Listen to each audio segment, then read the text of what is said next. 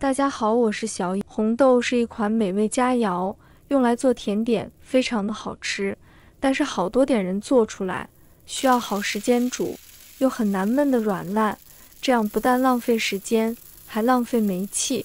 不管煮什么豆子，千万不能直接下锅，多加一步，只需要10几分钟就可以煮得软烂开花，而且煮出来颗颗饱满，松软又好吃。接下来跟着我的视频一起来看一看具体怎么做的吧。首先我们准备半斤的红豆，把它放入碗中。先把挑选时要把坏的、空壳的、没的挑选出来。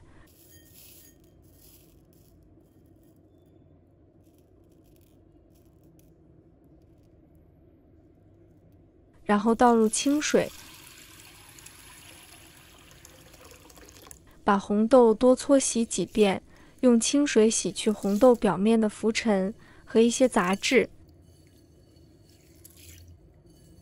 洗干净后，把它控水捞出，直接放入锅中。先开大火，把红豆的水分就炒干。因为刚才洗红豆的时候，红豆里面有水分的，所以我们一开始先把里面的水分给炒干。炒的时候要不停地翻动它，千万不要偷懒，防止炒糊了。里面的水分已经稍微炒干了，倒入适量的清水，继续翻炒。我们用分2次水下去，把红豆给它炒过。这个火候全程都还是大火。炒干了之后，再的人第2次的水，继续翻炒。这会我们可以看到，在热力的作用下，红豆发生了变化，它颜色会转深红色，再暗红一点，坚硬的表皮会有一些开裂。这时红豆内部发生了半膨化反应，这是正常的。从生豆味变成浓浓的豆香味的时候，就说明已经炒好了。这会我们可以看到，在热力的作用下，红豆发生了变化，表面颜色变黑，炒到红豆也已经干了。关火先放一旁备用，再准备一把莲子，把它放入碗中，倒入清水，把它清洗一下，洗去表面的灰尘和杂物。洗干净，把水倒掉。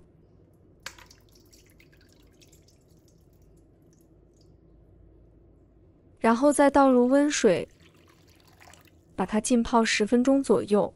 再准备一把糯米，把它放入碗中，倒入清水，把它清洗一下，洗去表面的灰尘和杂物。洗干净，把水倒掉。然后放一旁备用。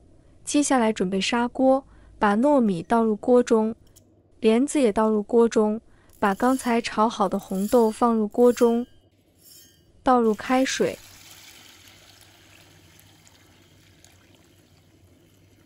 把它煮开，加了糯米下去，等于它的口感会比较好，稍微搅拌一下，再加入小半勺的食用油盐。目的呢，就是要让我们的红豆在煮的时候比较不容易开口笑。煮开后，盖上盖子煮10分钟。接下来我们准备2个公鸡蛋。朋友们、家人们，视频看到这里了，麻烦您动动您发财的小手，帮忙点一个免费的小红心吧。对您来说只是举手之劳，对小颖来说可以高兴睡不着觉。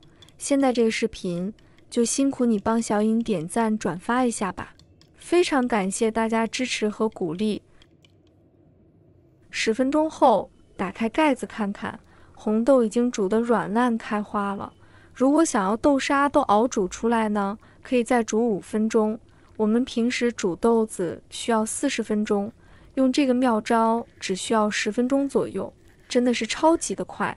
这样煮的原理是，炒过的豆子会变软，再加上豆子表面水分炒干，外壳就会出现一些小细纹，这样就能够快速的煮好了。无论煮什么豆子，一定要多加炒的这一个步骤，看这个浓稠度刚刚好。记得煮红豆啊、绿豆花生汤这一类，糖一定是要完全煮熟，熟透松软了。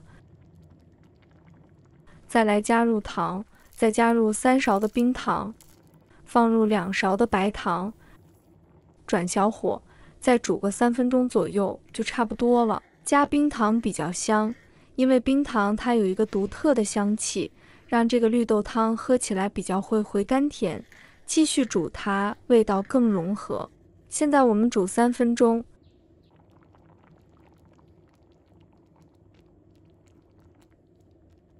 好，现在就可以关火了，可以出锅了，把它放入碗中。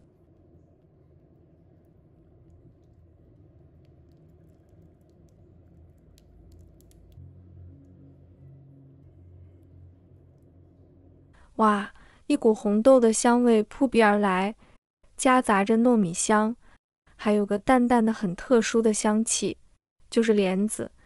一道美味的红豆甜汤就做好啦，特别的好看，红豆软糯好吃，口感香甜解腻，非常的好吃。它的浓稠度刚好，口感更棒。喜欢喝冰冰凉凉的红豆汤，记得放到冰箱冷藏1个晚上哦。这个红豆汤也可以做成红豆冰棒，还有一个小妙招，让红豆就软烂开花，要把它提前浸泡，放到冰箱冷冻。这个原理就是提前用温水浸泡的红豆会变软，红豆表面的水分结冰后会膨胀，外壳会出现一些细小的裂纹，再放入滚烫的水中，通过热胀冷缩的剧烈反应，自然就非常容易快速的煮熟，这是冷和冷热交替的作用。很多都会让人分不清红豆中的红豆和赤小豆，因为外观、价格都差不多，厨房小白很容易就会搞混。长相不同，虽然红豆和赤小豆都是红色的，但是外观还是有一些区别的。赤小豆是比较扁的，整体看起来比较细长，红豆则是比较圆润的，圆圆的一颗，看起来十分可爱。口感不同，赤小豆吃起来会比较硬，甜度比较低，口感偏淡，比较难出沙。红豆口感则会比较绵软，经过炖煮很容易出沙，甜度也更高，所以一般用来制作美食，比如我们平日吃的含有红豆馅的甜点、红豆粥等，都是使用红大豆制作出来的。如果大家也喜欢，就收藏起来试一下吧。喜欢我的视频，记得点赞、关注、留言哦。点我头像，还可以看到更多简单的家常美食。我们下个视频再见吧。